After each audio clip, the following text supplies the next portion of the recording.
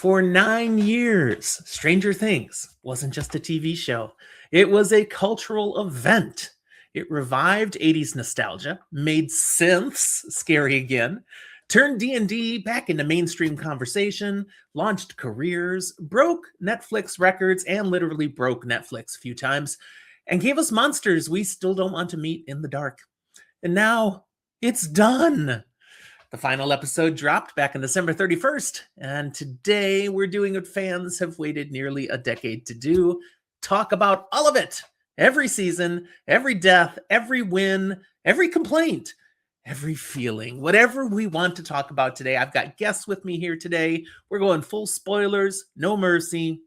Let's go.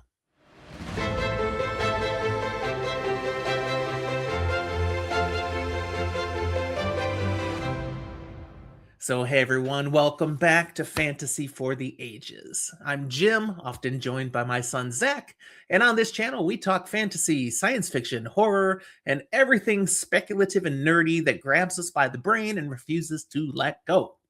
If you enjoy deep dives, strong opinions, respectful disagreement, and the occasional nerd spiral, hit like, subscribe, and ring that bell, and come argue with us in the comments. Today, I've got a full spoil episode for you, so if you haven't finished Stranger Things, stop now. Go binge. We'll see you in about 40 hours or so. But I'm not doing this one alone, because Stranger Things definitely deserves a fan roundtable. Joining me today are a number of Fantasy for the Ages regulars, longtime Stranger Things fans as well. So let's bring them in. First up, adding to the stage here, as soon as I get the technical to work right. There we go. Roofmistress Leigh-a, how are you today? I am so excited to talk about this. Everybody that I did the holidays with hasn't watched Stranger Things, so I was just dying inside. And I'm excited to have you here because I know you've been diving into all the stuff that's coming out, people are talking about, from the Duffer Brothers and their explanations of things to what fans are posting all over the place. I think you've been linked into that stuff better than anyone else on the panel. So Yeah, I went full brown Aja on this one. Yeah. Let's bring in also, there we go, Karri. Hello, Karri. How are you? I am good. I've been watching this for 9 years and I can't believe it's finally over. Right? It seems to have taken a long time. Some people feel longer than it should have. And yet, to achieve what they pulled off, I'm feeling okay that they took their time with this one. Oh, yeah. Now, Karri, you have kind of a mini-me with you. Oh, yeah. This is my mini-me here. She's actually a bigger Stranger Things fan than I am. As you have seen a few pictures, her room is fully decorated in Stranger Things theme. And she's also been diving deep into theories and, all the latest stuff. So I can't wait to see her thoughts, too. Love it. We are glad to have you here. And finally, Eric, how Hello. are you today, sir? I'm doing great. I'm going to be the late adopter. I haven't had to wait 9 years because I didn't start watching them till the last couple of years, but I did have to wait between 4 and 5. So okay. But you have seen it all. You fell in love with it too. Love it. And we're glad to have you here as part of our conversation today. Wow. There's been so much with this show over the years, so much that we can enjoy, so much that was nostalgic, but also sometimes just surprising, plot twists. I won't say that everything worked brilliantly, but a lot did. And it's really been fun. And watching some of these actors grow up on the screen has been, a little Harry Potter-esque. Again, we saw these 12 to 14-year-olds become adults, even though they're still playing teenagers. They became adults. And, they've been kind of, for those of us watching from the beginning, we've been part of their lives. That's been part of the entertainment here too.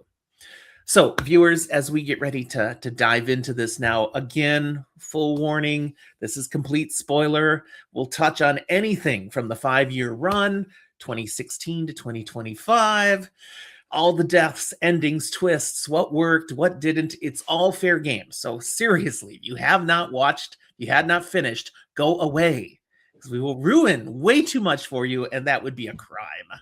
Mhm. All right, y'all. Let's just start with the big picture reactions. What were your initial reactions to when the credits rolled and it was done? What were you feeling? What were you thinking? Karri, let's start with you.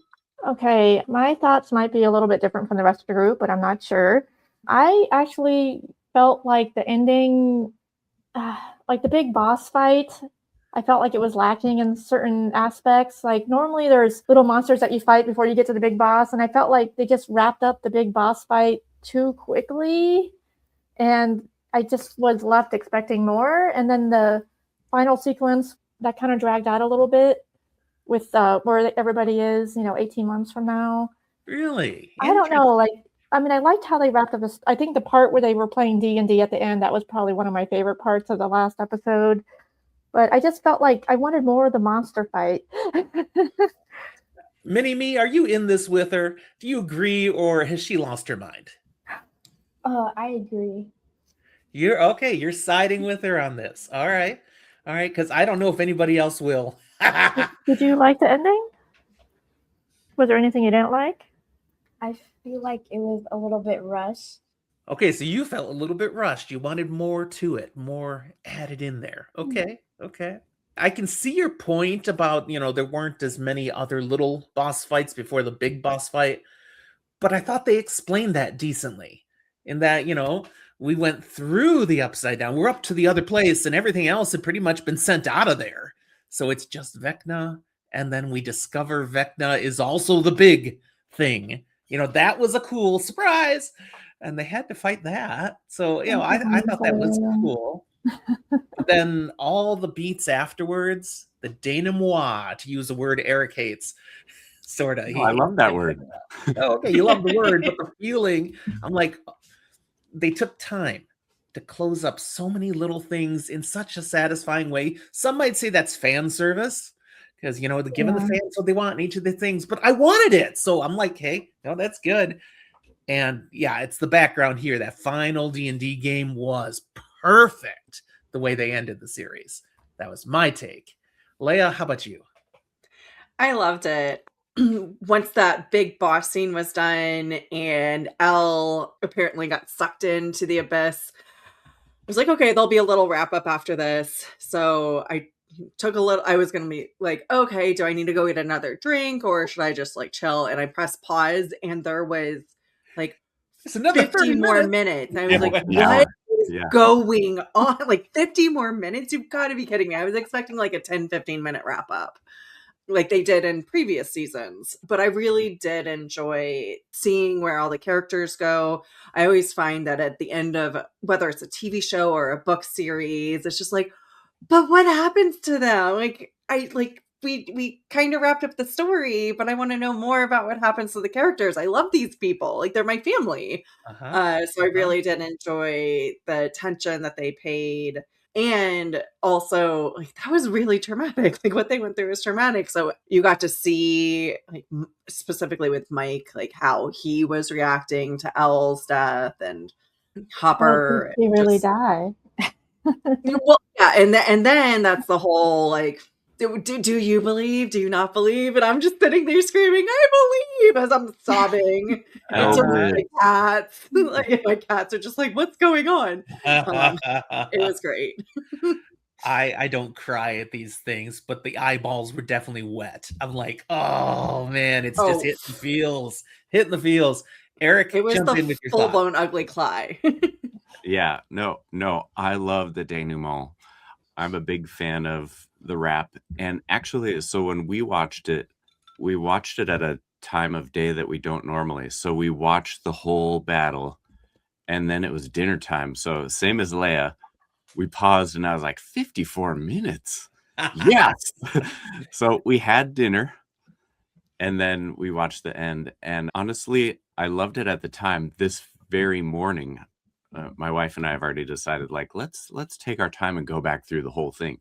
So this morning I watched season 1, episode 1. I was surprised to remember how many things were. That was a super strong first episode. and how many things were called back to and wrapped up Yes. in that final part. So yeah, I'm a fan. I'm a fan of the long end. I hate when the stories end. So I appreciated the chance to live in it a little longer. And again, just having seen watch the very first episode again, because that episode, I'm not sure if it ends with, but at some point they're called up to dinner and they come up the stairs just like they do in the Mhm. final. They were And it very was intentional with those oh, things. Yeah, yeah, it yeah. was a perfect bookend, which is great for a long, long story. So I think in relation to Carrie's battle drawing out, I think the dinner break after that to sort of catch my breath may have changed my perspective on that. Interesting. It didn't feel rushed to me, but maybe that's because I put in a break in there. I'm not sure. Yeah, the way they ended with playing another D&D game, I thought it was even hilarious when, Mike says to them, "Wait, we're not going to the party. I have the perfect thing to do." And it's like, Yeah, "Yes, you do. That's the perfect way to end the show." But yeah, then again, it's my background. They're all sitting in the exact same locations. They're shooting from the same angle. They fit Max in between the two people for where they had been sitting. I mean, it was all just laid out perfectly. And even when Will comes up with the way to finally we can win this again. I'm like, yeah, yeah, look at yeah, this. That was so well directed and written. yeah, Well, Mhm. just to add to that, like when the main cast goes upstairs for dinner, the younger kids come down and they get Yeah. introduced to D&D. That was really special to me also because I love that new cast from season 5. yeah. Mhm. That was great. Absolutely. It was like Eddie was living on almost. Like that was a lot of what Dustin, like not to jump the Hellfire conversation, lives. but yeah, Hellfire lives, and Yep. the new outcasts are gonna have their little thing that they can do, and Yeah. Speaking of Dustin, his graduation speech. Oh, what a killer speech. I mean, very offensive of authority and inappropriate in some ways, but who cares? For the show, it was hilarious and brilliant. And yeah, I was enjoying that. I just saw something recently. I've been seeing my whole feed is Stranger Things now, but I saw Mhm. something that said Dustin did exactly what Eddie said he was going to do. Mhm. Yeah. Exactly. Down Yes. to the Yeah. every instruction he followed. Yeah. Yeah. And his new shirt. I loved his new shirt. Yes. Yeah. I also enjoyed the older kids having that rooftop gathering, as they're all ready Mhm. to go off to do life now, but we're gonna miss you guys when their commitment to no, let's keep getting together. Let's do this. This is something special. That was all a well done scene, as I thought too. I saw another thing on that was like adults see this scene differently because they know they're never going to do this meetup, which I thought was funny. Like, yeah, well, life There's happens. something to that, but they've been through a different kind of trauma Yeah, than this is most fiction. people. Of course, they're going to meet up every year for the rest of That's their right. life. That's right. But the important thing is Steve lives. Yeah, they really Yes. teased us and then literally Yeah. dangle him off the pole. I mean- No, he lives. Do you think they edited that after they got a lot of threats from fans? I mean, seriously. So I did read an interview that the actor who plays Steve, I forget his name, said like I wasn't ever concerned about my character dying off, although all of us had talked about if they did kill us off, we understood why. He said it was more of a fan phenomenon being concerned. He's like, and I don't know why everybody thought it was going to be me. Joe Curie, by the way, that's the actor. Thank you. Thank you. Yeah, that was something. I liked that they didn't end up killing off any of the major ones because that sort of breaks a trope. And it was like, ha, they all got to live. Good. Mhm. It was satisfying. Now, Kali doesn't make it, supposedly, but maybe she did. Interesting. The way Mike tells that story, though, then of what actually may have happened doesn't work. Because for that illusion to be maintained, but she's at the epicenter of the explosion, that doesn't quite work. So I did see theories that, instead she actually was with them too. That her injury That she was was all masking illusion in the herself. first place, that she Oh. wasn't actually shot. that was part of the plan. And if you go back and you look at the scene where supposedly she gets shot, there's no way that bullet should have hit her from the way the soldier is falling back when the gun goes off. So that could have whole been a long scam that they'd planned, and she was actually with them, and the two of them are off together as sisters. Oh, I love that. You know, another possibility. Looking back, we're thinking how we're feeling, mostly satisfied, perhaps a little bittersweet that it's finally done and we don't get any more. And they've been very clear, that's it. We're done with Stranger Things. There will be no more. That's unless anyone's heard something different. I think Duffer Brothers. There's going to be they're talking about a spinoff that is not this cast and crew. It's about that rock and the origins of a rock. But the Duffer Brothers have said that there's going to be a different mythology. So it's not going to be the Upside Down. It's not going to be the Abyss world. So it will be very different, but still kind of in the world of. And so that's why they didn't put a lot of answers about the rock in. Like, there's a lot of questions about what that was. Like, how did it get in his hand and where did that come from? And I'm trying to think, what rock? What? The one that they it was in the briefcase. Yeah, the briefcase rock that went into Henry's hand when he was a kid that caused him to have his powers. Oh, okay. Mini-Me knows something about this. She wants to say something. Say it. Say it. Do you want to talk about that, the rock, or what do you know about the rock? So it like says that he like joined it. So he kind of is the bad guy because he like joined it because he could have like resisted it. Okay. Yeah, where that rock came from in the first place is still a mystery. It never was. So we're maybe gonna finally hear something else there. Okay. I could be good with that, but without messing with everything we just had. Be something separate. Yeah, that could work for me. Looking back now, how do you think Stranger Things will be remembered? It's been a phenomenon for the last 9 years, but 10 years from now, will people still be thinking about, remember Stranger Things? How awesome that was? What do you think? Well, I just wanted to say a side tangent really quick. I actually have a lot of friends that haven't even started watching the show yet, which is very frustrating to me because I feel like I don't have enough people to talk about this with.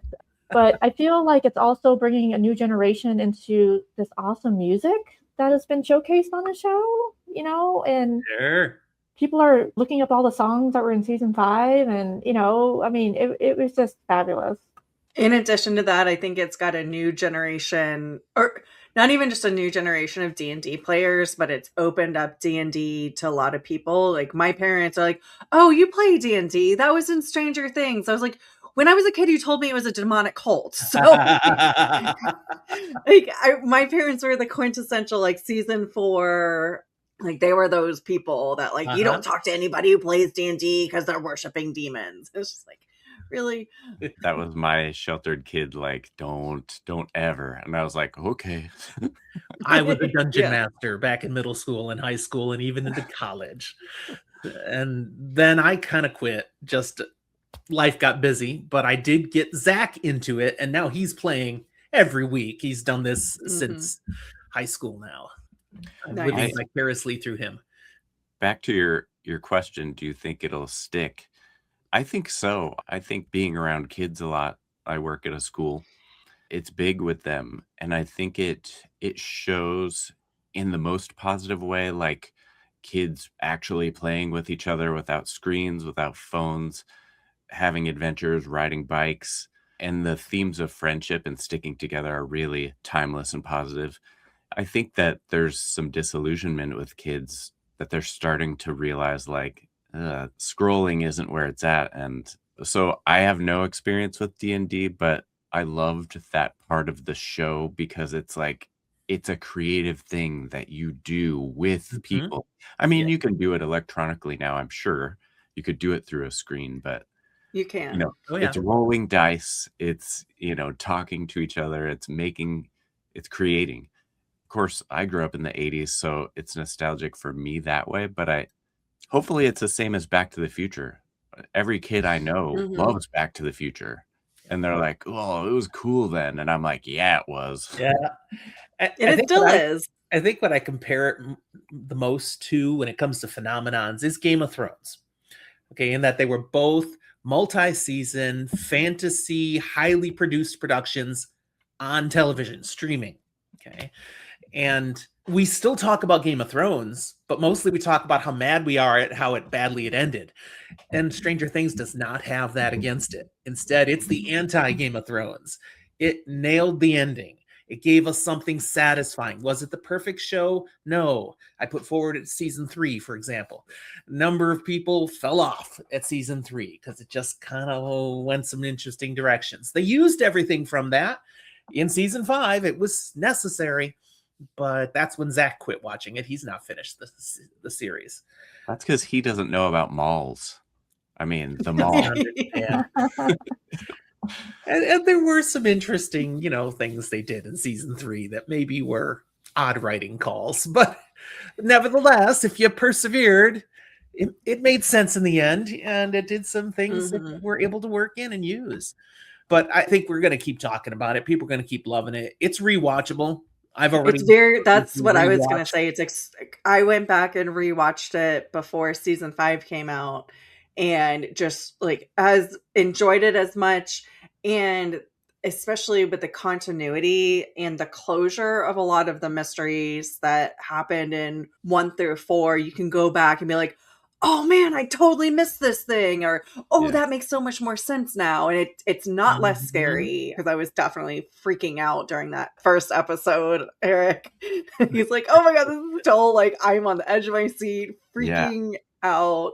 Yeah, it was just as good. I mean, like I said, I watched it this morning and I was like, yes, this is going to be a fun ride. It's going to make January a lot more fun. There you go. Yeah, I think people will continue to rewatch it, and Karri, your friends who haven't watched it, they will eventually get to it. Hope. There's hope. Thinking of the entire 5-season run, let's talk a little bit about the characters. These great characters we got to experience. And it can be more than one, which character, though, do you think had the strongest overall arc across the 5 seasons? If you have one that, it's definitely this one. Okay, great. But you can have more than one. What do you think? These two are going to be super specific. So I'll start us with a general, just coming from a author story writing perspective. I really enjoyed all their arcs, and there was good attention paid to all of them. Not always the same season by season, but from start to finish, you're rooting for all of them. And I think the character question is probably the most important, because in stories, you have to love the character. The characters. There has to be stakes. You have to care about them. And we do. We end up caring about everyone. Like I said earlier, I was like, yes. So some of the slightly less than main characters did die, but our core crew made it through, and we got to cheer for them and see them grow up. So really, I'm gonna stick with the general, because I don't know as much as the other two, but say that I think they did a great job with all of them. Okay. Well, I'm going to toss one out here that I think maybe they had the best overall arc, and it's maybe a dark horse pick. But I think what they did with Hopper was incredible. He starts out as he's in a bad place because life has screwed him over, and then he's made decisions on how he handled how badly life screwed him over. Badly, so it starts out in such a low spot for him, and he's not a likable character. And what they allow him to do over the course of the 5 seasons, and where he's talking to Mike on the bench in that last episode, is showing what they did with Hopper's character all the way through. That was brilliant. I've been there, and I don't recommend Hopper's arc. Yeah, that was he got great closure with teaching Mike as well. Like, hey, I've gone down this road, not a good one to pick. Yeah, that was great. Yeah. And again, episode 1, so disgusting. He gets up, he brushes his teeth. The very next scene, he's smoking still in front of the bathroom mirror. I'm like, ugh. And drinking a beer. And then driving to work. Eating a donut, smoking more. Ugh. All these stereotypes, and we were supposed to really not like him. Yeah. And they did a good job at the beginning. Yeah. Someone else? Karri, Mini-Me, do you want to go? Which character do you think had the most development over all 5 seasons? I think Dustin, because he made like a lot of theories and they were like mostly all correct. Yeah. Yeah. He leaned into his genius. The nerd arc. I like it. Also, he's so lovable. Yeah, I mean, this question is a little bit difficult for me because I'm trying to choose between my favorite character and the person who had the most development, and it's really difficult for me. One of my favorite characters doesn't have a lot of screen time, so I'm still thinking. Okay, you need more time. Leigh-a, does one come to your mind, though, that you'll jump in with then? I'd say I do agree with Hopper, and Eric, I 100% agree with you. Like, everybody gets amazing development. It's very consistent, and it just depends on like some of the focus on what people are going through depends on the season. Like this season, it was Dustin who had gone through a lot during last season, and Right. it, like in each, I feel like each season has its own characters that are going through their things, and it's not, and they spread it all out, so it's not everybody all at once. I will say I love Max going from like having moved from California and being in a new place, and she's just too cool for school, and also dealing with like an emotionally abusive older brother, possibly abusive stepfather, and then that's like a 2-season arc for her, and then dealing with that trauma and just kind of like, and her boyfriend's being a jerk, and then she's getting picked on by the demon, and then in this one she's like, so she's gone through a lot. Yeah. And she handles it really well and is still able to come out and help Holly on the backside and kind of like help save the day. So I really like that. I also liked Mrs. Wheeler. Yes. She's just kind of this was her season. Yeah, the small town mom. And you could always tell that she would, like, if she was put in a bad situation, that she would have been the like strong mama bear. And I really loved seeing her, you know, fight for Holly and then come in and blow up 3 demogorgons. So that was after having major surgery. I thought of somebody, and it's actually from the same family. I was thinking of Nancy Wheeler. She started off as a shy girl, and then by the end of season 5, she was like, you know, those guns, like she's wielding the machine badass. gun. So it yeah, her badassery was part of where they leaned into, guys, this is just a show. Okay, this is just entertainment, because that's not realistic. Yeah, no way. But we didn't care. It fit what they were doing with her character, and we loved it. Yeah. There's badass women out there like that. Oh, yeah, but like, that's why I identify with Nancy. Naturally, just developed that way. I think that was a little too much, but I didn't care. I was like, yeah.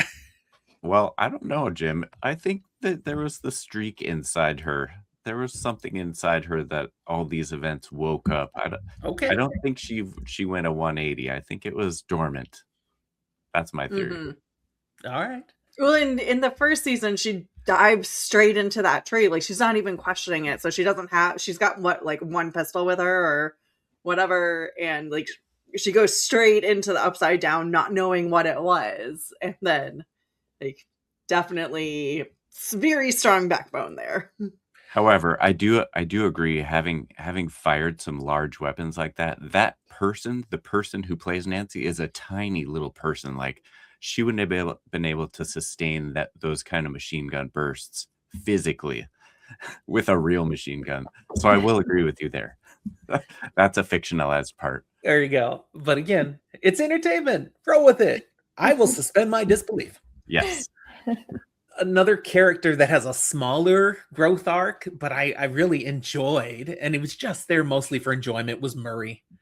And seeing what he becomes at the end, I mean, that was a hoot. I enjoyed Murray. He's got a family, as where he started out. Yeah. You know, Mr. Paranoid in his bunker. You know, and wow, that was fun. Let's talk about the villains a little bit. The villains, the horror, the stakes of the whole story here. And the first question I'll toss at you is, we get to know Vecna as the true big bad, okay? How effective was Vecna as opposed to the terror we had from the Demogorgon and the Mind Flayer before they introduced Vecna. What do you think? What are your thoughts? I liked it. Just that psychological aspect, especially with the kids, like having him be so relatable to the kids and turning the kids into these little terrorist monsters. It was really good. And being able to jump in and out of people's heads, what he did with Hopper and the Upside Down, the terrible things that he made them see. So while Henry Vecna himself might not be as visually and viscerally terrifying, I do think it's a different type of horror. Cool. I mean, it definitely changes the story a bit when the big bad isn't just this demonic entity from somewhere. It's actually a guy. It's a guy who's become something more. It shifts it. Karri, it looked like you were going to say something. Yeah, I would say, like, as far as the villains and monsters go, I was probably more scared in the earlier seasons because there was still so much of the world that wasn't open to us yet, and there's a lot of unknowns at the time. And I feel like Vecna, I mean, I don't know, he looked kind of not scary for me. So maybe it's because of all the memes on the internet with the party hats and stuff, getting ready to watch the finale. Like, he just looked cute and not scary. What about you?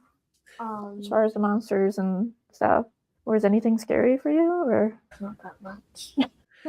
Well, let me ask Mini-Me, was Vecna a more terrifying bad guy, a more effective bad guy than just the Demogorgons and the Mind Flayer? Or did you like them better? I think like the Demogorgons were more scarier because they were like really like tall and well, they had those sharp teeth too, like they were gonna, Yeah. bite you. I think about it. Demogorgon, I'm going to bite your head off. Vecna, I'm going to make you feel bad. Or I'm gonna trap you in my mind. Like it just wasn't the same.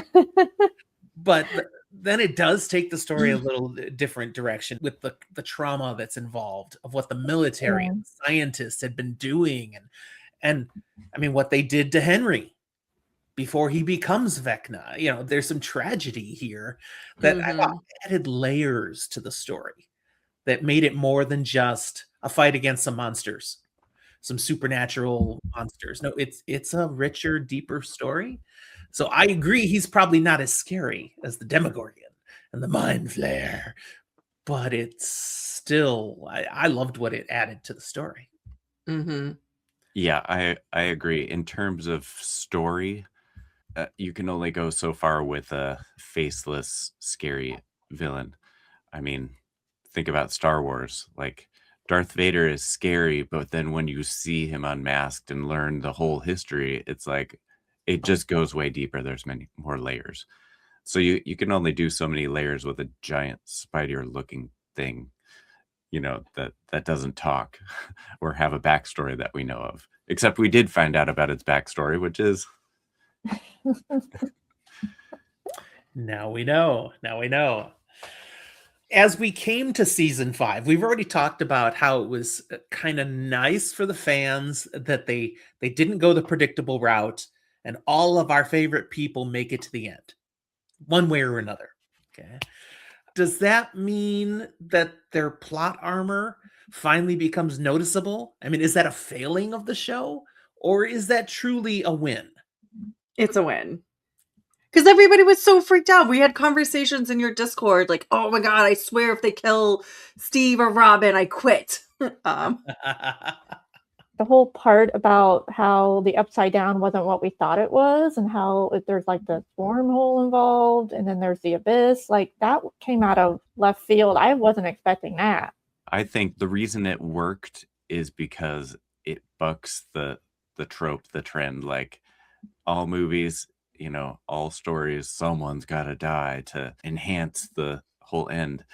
And they said, no, we're still going to have an awesome story, and they're all going to live. So there. Yeah, and let's be clear, there were deaths. Have we forgot about Bob? I mean, there were tragic, horrible deaths in Stranger Things. They just didn't do it at the end. The end, our people came through victorious, and some could say they earned that win. Well, and then there still is the question, did Elle die or not? So, like, I think we're making the assumption that we agree with the D&D team that believes, but I mean, some people might not believe We that all went around the she, table. I believe. I believe. Well, I yeah. believe. Yes, I believe. I want to believe. So I mean, I think that I think we're accepting the assumption that nobody died, whereas that may or may not be true. That's kind of up to each person's individual belief and whether you believe or not. And for the Duffer Brothers, for the story, they get to have their cake and eat it too. Right? So Yeah. maybe we didn't kill anyone. Maybe we did. it The definitely keeps best, people most talking. successful long-term stories are the ones that don't answer every question. So we Mhm. get to have our own speculation about these things, even though the series is done. We can still have our theories. It's everything we love about the Wheel of Time is the same thing. You know, there's so much Yes. more that we can talk about, on and on and on. Stranger Things has given us that as well. The show had great things with characters. It had some big, spectacular moments, huge moments on the screen. It also had its horror elements all the way through. Which of the 5 seasons do you think balanced all of that the best? I think 1, 2, and 5. And it's too soon after 5 for me to make a really good decision because it's so Recency fresh bias in the is mind. strong right now on 5, Uh, sure. Yeah, but I think those all they all were very well balanced, but I think the 1, 2, and 5 were better executed, if that makes sense. See, you're going and you're picking 3, and I'm letting you because be you, do what you want. But I would go specifically with 2, season 2. Because Okay. we know the characters enough. Season 1 was still too much establishing the characters, helping us to fall in love with them, understand the stakes. 2 gave us more, and there was stuff that's happening with Will still. There's the big looming terror over everybody, and there's Bob. I mean, there was some real stuff happening in 2, and I can't settle on 5 because it gave us the happy ending. So, I can't go there. So for me, it's 2. Karri, Mini-Me, what do you think? Which season? It's the best balance of all that. The best balance of all of it. Well, ironically enough, my favorite season hasn't been mentioned yet. The question I have to myself is it my favorite season because of the balancing, or is it my favorite season because of other factors? So I'm actually a huge fan of season 3. You are? Because I love the mall. I mean, props. If anybody's watching Stranger Things, the people who made the set design and the props get an A++ because it brought me back to my childhood. Everything to the minute detail in that mall, Starcourt Mall that they had. Wait. Did you work at Hot Dog on a Stick? No, but I ate there. I mean, they even had the great. original JCPenney logo and some other logos. All the little nuances are all there. Yeah. It was great. And I loved how the mystery aspect of what's underneath the mall, like what's, and that brings me to my favorite character who didn't really have a strong stage presence on the show, but I love Erica. Erica is one of my favorites. She just keeps it real. But yep. By the end of season 3, you uncover that whole conspiracy with, the Russian influence on this whole situation. Mm-hmm. And I just love season 3. What about you, Mini-Me? Which season do you think did it best? Season 3. No, you can't pick the same as me. Well, and if she picks that, I can't get away from the fact that you love season 3, and that's where they threw the most Demogorgons at us of all. Really? There were so many Demogorgons. I definitely want to go back and rewatch it. I know, Eric, you said that you've already rewatched episode 1. Now, even though I don't remember much of season 1, I do remember I binged it in 2 days because it was that good 9 years ago. And it's rare for me to binge a show back then. But yeah, I definitely want to go back and rewatch it. There you go. So, yeah, I feel like I can't adequately answer this question because it's been long enough since I saw the first ones. It's weird. I'm like this with all stories.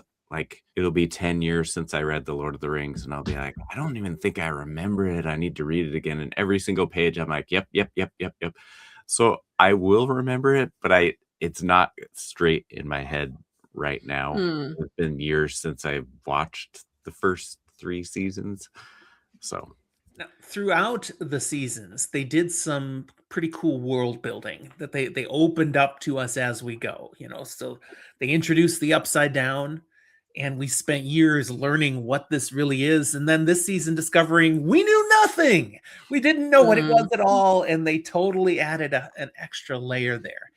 Does that mythology of it being basically a wormhole, a bridge to a whole nother place, does that really work for you? Or was that too flimsy? What do you think?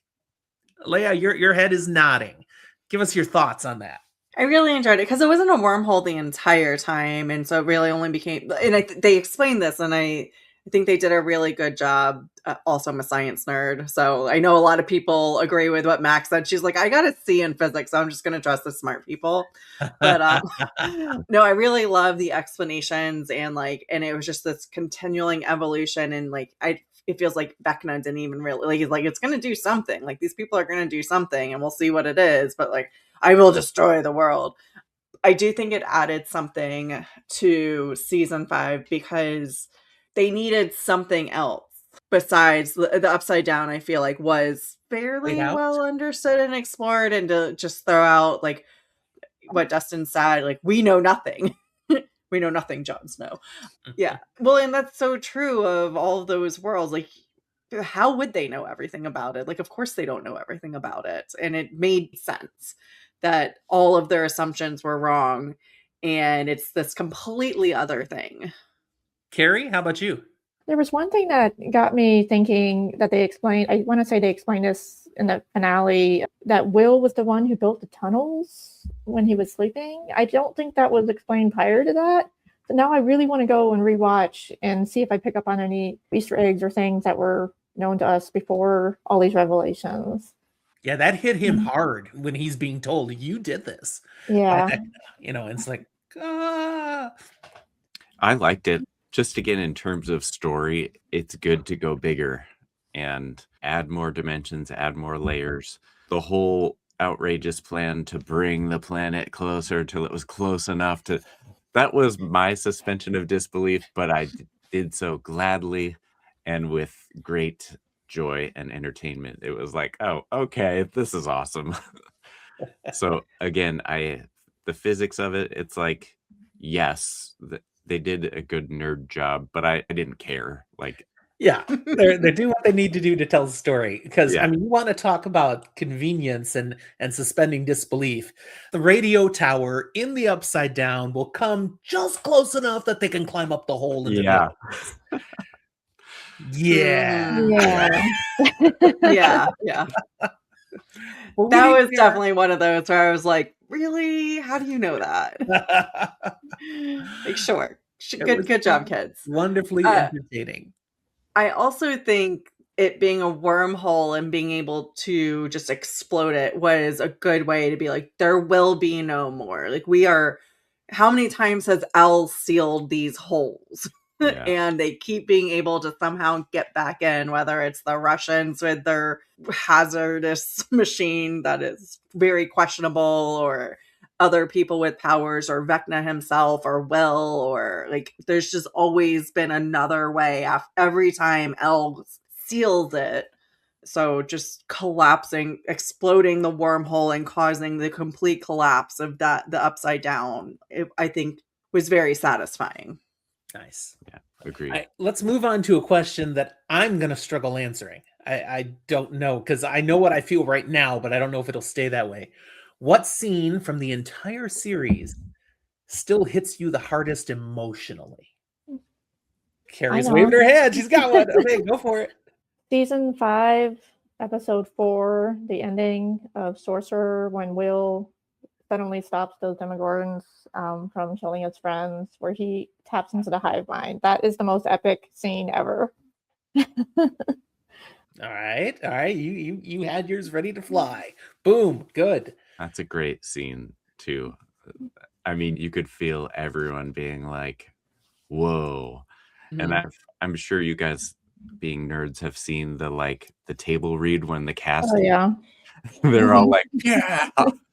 Yeah, that was unexpected, and I mean, we knew that something was gonna happen, but we didn't know what, and then all of a sudden, like, bam, like, it was like, "Whoa," like, I can't remember if I stood up or cheered or cried or screamed. I just remember Probably all the above. feeling emotionally impacted by that moment. Leia? Does Mini-Me have a favorite one? Favorite scene? So like when Holly and Max were trying to escape, Will like kind of controlled Vecna and like broke his leg, so they had like more time to escape. That was probably my favorite. That was Good cool. scene. Yeah. Absolutely. Good one. This is another one I feel unqualified to answer because of the distance between me and some episodes. I mean, recency bias, that last D&D scene, you know, like Jim, I try to not cry, but, the eyeballs were wet and the swallowing was happening. Mhm. I mean, Mhm. that was a very effective scene for me, and it, like we've said, a great bookend. I mean, a lot of long running shows have sort of fallen down at the end, and maybe you can pick little nits with Stranger Things, but overall, I think they closed it out like chef's kiss, like Yeah. pretty well, as Yeah. well as one could have. Yeah, I can't get past this scene here. This is the one that hits the hardest for me because it's delivered so well. Mike telling the story for each one of them of what the future now holds. He's telling their characters, but it's not. It's so much more.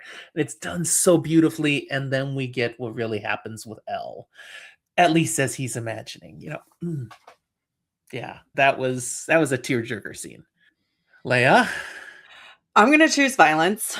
When Joyce chops off Vecna's Oh. head, there's so many aspects to that scene that I like. I appreciate the fact that they didn't go the Billy route with him having a last minute either confession or whatever, changing the mind. Like he already had that conversation with Will and told them, like, I won't use adult words, but like to go pack sand essentially. So Vecna's already made his choice, and Joyce is just such a power, like she's such a powerful influence on everybody, and she's suffered alongside all of them and has shown that she's strong and willing to do these things. I mean, she stands up to the Demogorgon earlier in the season 5, even though knowing she will probably die, Mhm. defending a child that's not even hers. So the fact that it was her who finally was able to just like, and it was slow and brutal, like hacking his head off, like one chop at a time. How many chops was that? You messed But with the then, wrong family. Yeah. right? But With a then great the integration way, of flashbacks. Mhm. yes, the flashbacks, which Yeah. they didn't initially plan, but they decided after they had shot everything to go do. And it like in this season, I thought they did a really good job in general with the inclusion of the flashbacks. It didn't feel like it was too much. And it did allude to all the previous, every time they did a flashback, it was showing you this very poignant moment, reminding you why what they're saying or doing is important. So, and it showed you each individual character's, this is good. This is done. We are getting resolution to this trauma that we've been going through for how many ever years the show actually spans. Like, it's done now, and we don't have to worry about insert thing for character here.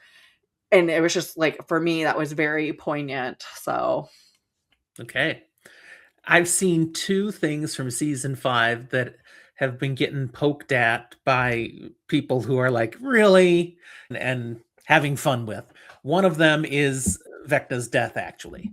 They're like, "So all we had to do was chop his head off. We couldn't figure that out sooner," I'm like, "No, there was more to it, but that's an didn't wanna extreme go." oversimplification. Like, Uh-huh. yes, he was immobile, but still he was still alive after the trauma from the hive mind, having this huge battle with Elle.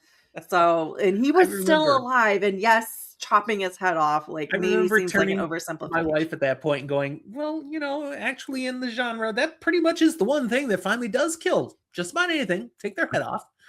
It's Yeah. accurate. The question I have about that scene was, would it have been felt differently if he transitioned from his Henry body to the Vecna body and back and forth, or the fact that he died as Vecna only? Do you think they could have done it a little bit different, or do you think it was fine the way it was? Well, a theory here, I don't think he could have gone to the Henry body where they were. Okay. He could have done that in these only a places that are in mind his thing, right? mind, but here this was a reality, and he's become this Vecna thing. So, interesting thought. That would have been. I don't think she could have chopped his head off if he looked like Henry. I don't know that she could have. He's a monster. I think she could have. Mama Bear was mad. No, maybe. Mama maybe. Bear was mad. But the Mama other Bear one, killed Russians. Russians. No, the other thing. There go my Russian subscribers. Sorry, guys. Russians in the 80s. Let's Good point. Good point. qualify it.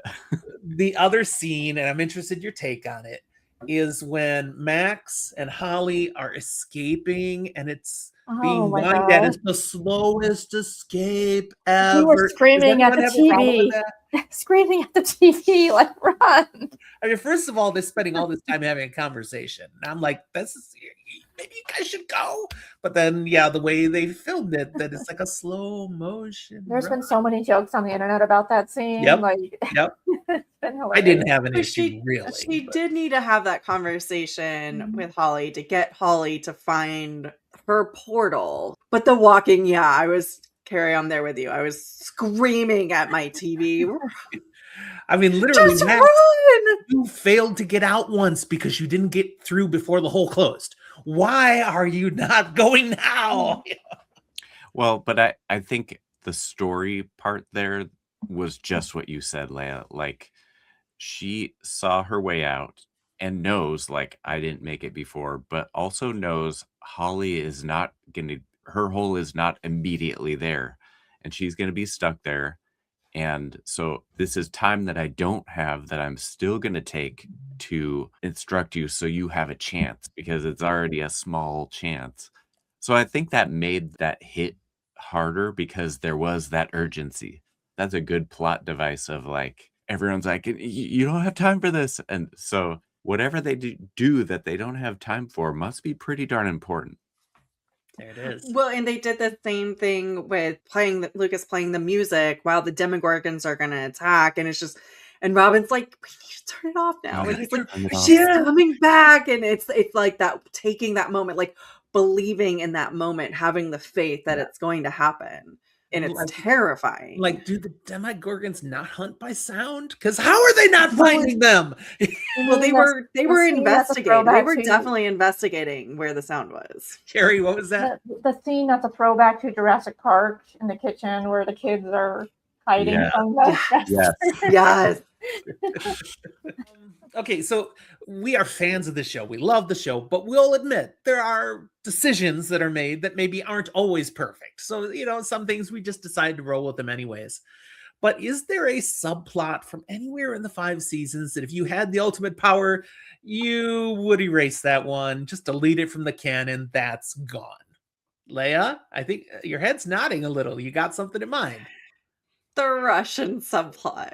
Like, Karri loves the Russian subplot. What are you doing? I know. Well, it made for really good storytelling, but like, how did the Russians find out about it? What did it really accomplish in the end? And they're still going to be able to rebuild that technology, hypothetically. So I'm not really certain what the purpose of it was. I enjoyed watching it, but just so many questions. Okay.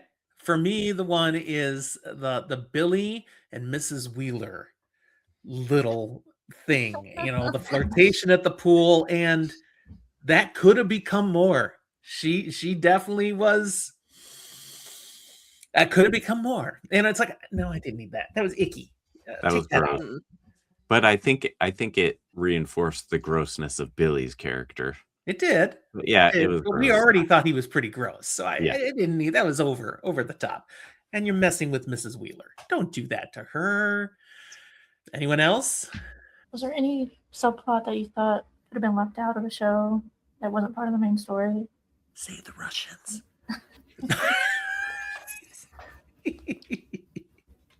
We're messing with you. See what you want. Like in season 4 when Hopper was like fighting that Demogorgon in like the Russian area. Yeah. The Russians. What am I saying? See, it's back to Russia. Yeah, there it is. Okay, here's an unpopular question. Could they not have accomplished everything they did accomplish without Derek?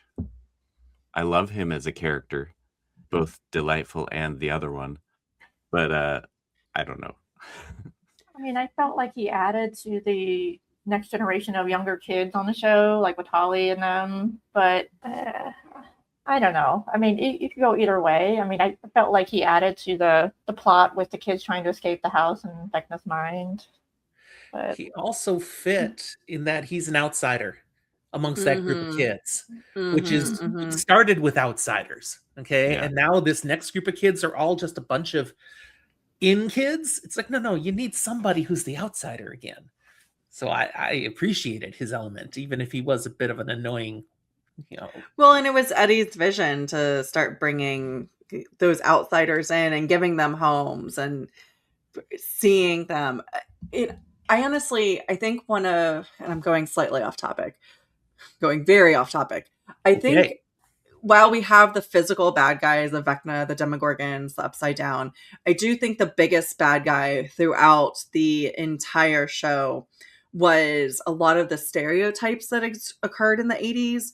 So like a lot of the like women can't do these things. So then we get Joyce and Nancy and Max, Erica. So these very powerful women. The nerds are not cool. So like making Dungeons and Dragons, show it for what it is, having the nerds. So the bad guys, one of the major sets of bad guys in season 4 was a social construct that allowed entire masses of people to demonize children.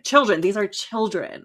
So it's a lot of those stereotypes were the thematic bad guys. And I think the show, especially like Will's, one of the biggest ones that I think people are going to freak out about after season 5 is the wokeness of making Will gay and his coming out. But that was a big problem in the 80s, was the demonization of the queer community. And a lot of it was due to the AIDS phenomenon that was going on. So you were able to take a community that was starting to socially revolutionize itself and then make them the others. So, and I think the show did a really good job of taking the otherness of what the 80s socially allowed and putting those as the heroes of the show, and slowly and progressively throughout the show making those cool. Like make not just cool, but like really just like the heroes the heroes, showing what they can contribute and how they save the world. All of these others, they're not others. Yeah. They're us.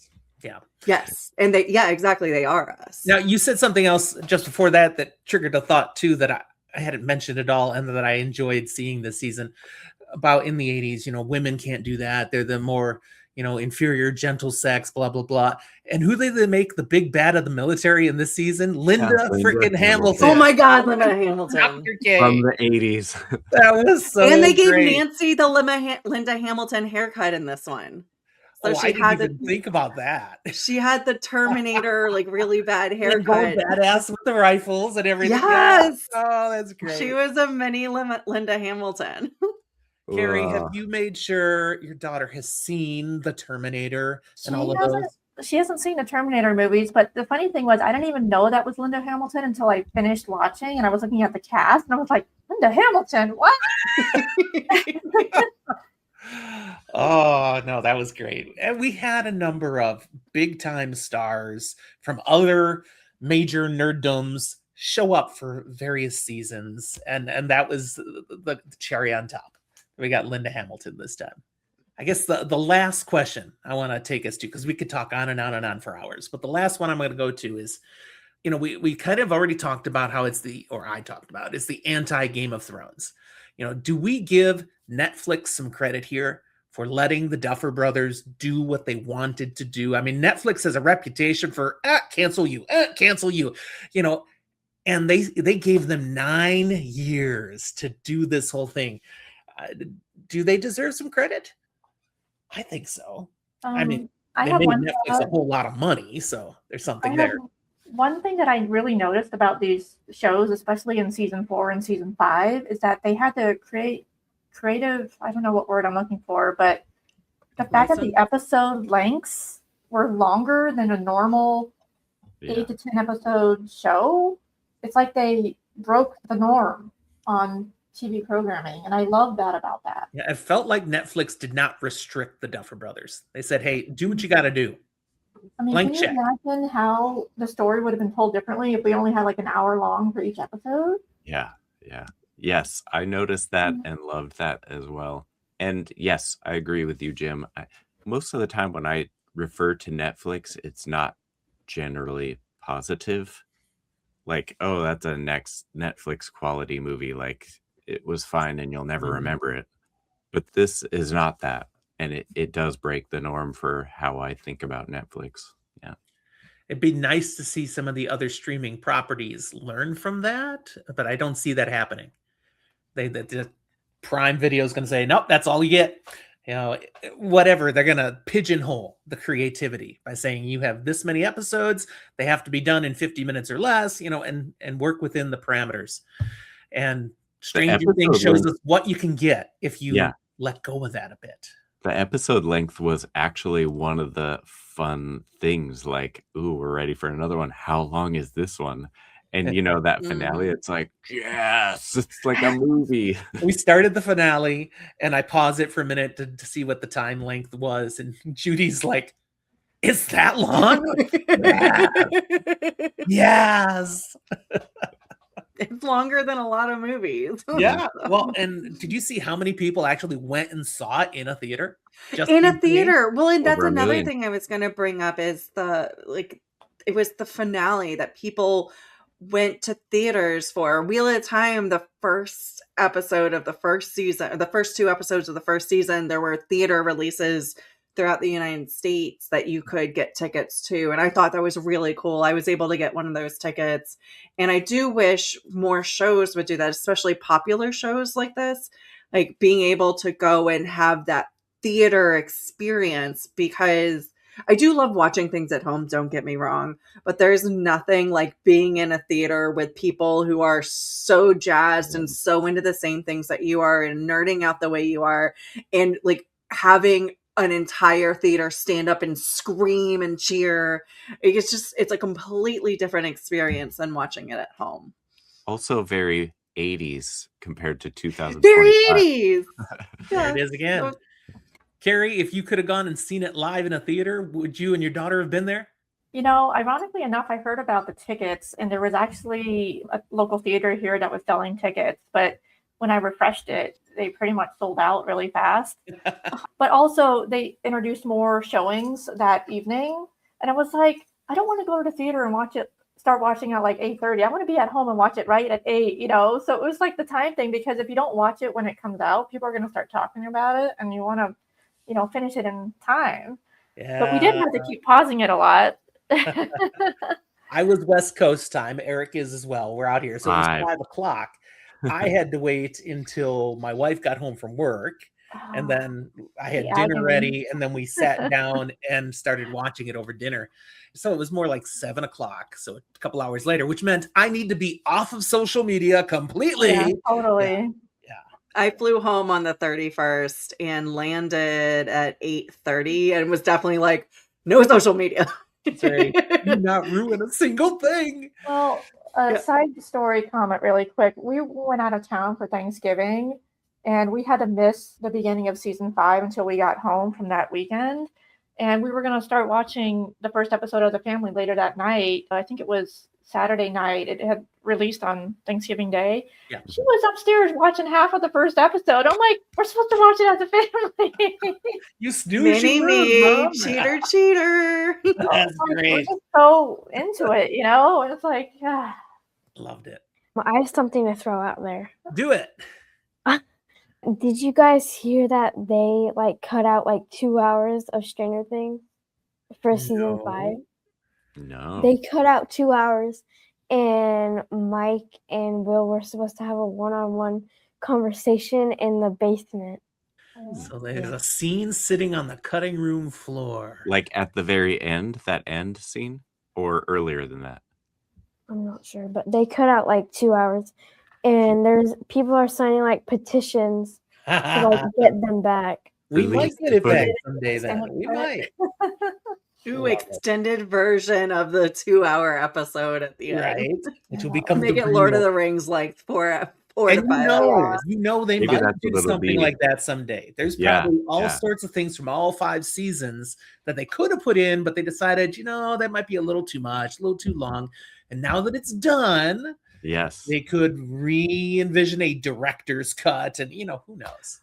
You heard it on Maybe Fantasy you for the know Ages that. first. That Yeah. in a few years, people will be like, have you seen Stranger Things? You haven't seen it unless you've seen the extended. It's just I like the Lord of the only Rings watched by the then. extended Yes, version. absolutely. From the beginning of this season, there's that scene with Will from basically a flashback to season 1 when he's in the Upside Down by himself. Do you know? I meant to look this up and I didn't. Do you know if that was recorded footage from back in the day, or did they kind of digitally enhance? It sure looked like CGI to me. What did you ever hear, Mini Me? It was a different person. It was wasn't a different Will. person. Okay. Yeah. All right. This has been an absolute blast. Thank you for joining me, all of you, to talk about this. Huge, huge thanks to each of you. As we kind of wrap this up, let me give each of you a moment to shout out anything you want to shout out. Leigh-a, if they want to see you doing other things, talking some more, where can people find you? All my stuff is over on the Malkier Talks YouTube channel. We've got a weekly show called Threefold Talk. It's an IEL talk show. And we're coming out with a special announcement this week about how we're reformatting how we do things. So definitely check that out. But we'll still be talking Wheel of Time. The other thing I do is called Time to Roll the Dice. It's a Wheel of Time 4th Age D&D game. So if you like Stranger Things and the D&D stuff in there, and you've read the entirety of the Wheel of Time, or you don't mind being spoiled, come check out our D&D game on the Malkier Talks YouTube channel. Awesome. Eric, what should they know about you? It says author by your name there. Yeah. JakeTheDragonTalker.com. 3 books out, and I'm editing the 4th one, which should be out this spring. So I'm super excited. I'm pretty close to giving it to my beta readers. So hopefully Nice. you'll see it April or May. Awesome. Great books. I've read those first 3. They're worthy. Check them out. Karri, what would you like them to know about you? I'm just a fan. I love The Wheel of Time. I recently finished it, and now I'm exploring other books on my TBR that I need to read. And yeah, you'll see me in and out on the Discord for Fantasy for the Ages. And has Mini Me been on a full episode of anything before? Nope, this is her first time. This is a score. Karri was on our episode before anything else that she'd done. And Yeah. now we got the daughter too as the first time. Whoop, whoop, whoop. Family I'm really tradition. glad you were here. Thanks for both of you for being part of the episode and everything that you shared. Awesome. Now, viewers, we want to hear from you. Did the ending of the show work? Who had the best arc? Where does Stranger Things rank for you all time now? Put your thoughts down in the comments or come on over to Discord. There's an invite link in the show notes and talk about it with us there. And check out the Patreon if you really like our kind of content, and you can help us keep it coming on a regular basis. But that's all I got. Again, thanks everybody. This has been a really fun conversation. And Stranger Things was so good. So good. That's Thanks all for watching, y'all. We'll talk to you next time. Bye. Bye.